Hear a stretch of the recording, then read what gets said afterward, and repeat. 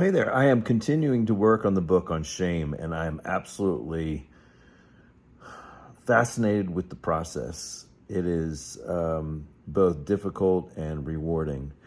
I am having shameful situations come at me while I'm trying to bring this out and to develop the message. And it's amazing how I get hit with shame right when I'm trying to bring shame forward and deal with shame. You know, there's such a tremendous amount of courage to go into another person's shame with curiosity and compassion. So you may say, well, why is it courageous? Because for you to enter the heart, for so that you can have empathy for another, you have to face your own pain. And that's courageous. That's tremendously courageous. When you're having to go in with curiosity, I believe curiosity and compassion for someone's shame is so key, because you're not being accused, you're not being further shamed. You're having somebody that's coming in empathetically and with curiosity and trying to understand, trying to have compassion for you, try to sit with you in your moment, try to deal with the shame that you're dealing with. But when you do this, you have to look down the barrel of your own pain in your life. You have to look at where life has hurt you and shamed you in order to connect with someone in shame. Shame is a separating, isolating, dirty little secret we hold.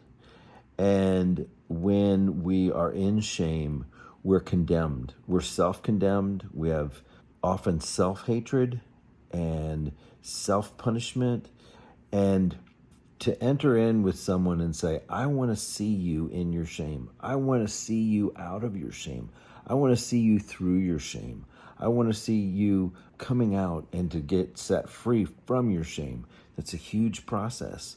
But in order to do that, you have to connect with your heart. And in order to connect with your heart, you have to connect with your own pains of life and painful situations and shames. To deal with shame, you have to look in the heart.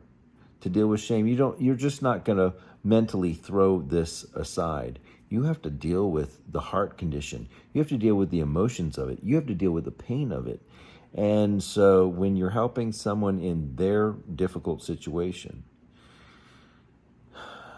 to empathize, you have to say, I understand, because I've been there. I have experienced pain in this area, similar to you. It's a beautiful process. It's a supportive process, and it's a connected process, and it's beautiful. It's absolutely beautiful. When somebody can come alongside of you in your shame and say, I resonate with this because I've been there.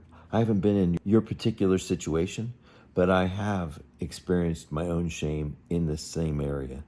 And in order to do that, you're really having to own it, look at it, and most shame, you're wanting to push it aside. But you're having to do this in order to enter into empathy. You have to enter into your shame. You have to not take on the shame any further, but you have to face it. You have to face the fact that you have been shamed in your life. And I've said in the book that it is the human condition, that we came out of the garden in shame, and we have carried shame ever since. And that's just the way it is. But we don't have to live there. We can come out of shame. We can come out of our bondage, our despair, our self-condemnation, and we can live in freedom apart from shame. We can see the things that have shamed us and see them not as a condemnation and not as a death sentence, but we can look at it as a situation that happened, a process that brought growth, that brought life experience, that brought ultimately the opportunity to be healed. So as I'm working with people and dealing with shames and dealing with different things that we struggle with, the things that we wrestle with, and things that we feel are holding us back, I'm having to face my own. And in doing this book, I'm having to face my own shames. And so this is going to be a wonderful process, but I would love your prayers in it, because it is a lot of work, and it has not been an enjoyable process. It's dealing with some pretty deep things. And I have shames in my life that have plagued me, and that I've overcome, and that I'm overcoming. And and I'm seeing further areas of shame that I didn't even know were there. And I'm able to deal with those. But in order to enter into this and look at this, I'm having to look at the subject, but I'm also having to look at my own heart. And in order to bring it out, I'm having to face some pretty gruesome things. And I love it and I hate it at the same time. But I applaud anyone who is willing to be courageous and step up in empathy, to stand with their brothers and sisters in their shame, rather than sympathetic, ooh, gosh, that's so horrible for you. Oh, isn't that bad for you?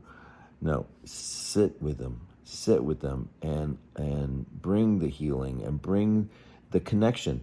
In shame, there's isolation, and it's amazing to have the wholeness to come through when someone will sit with you in your moment. I thank you for listening, and I'll talk to you soon.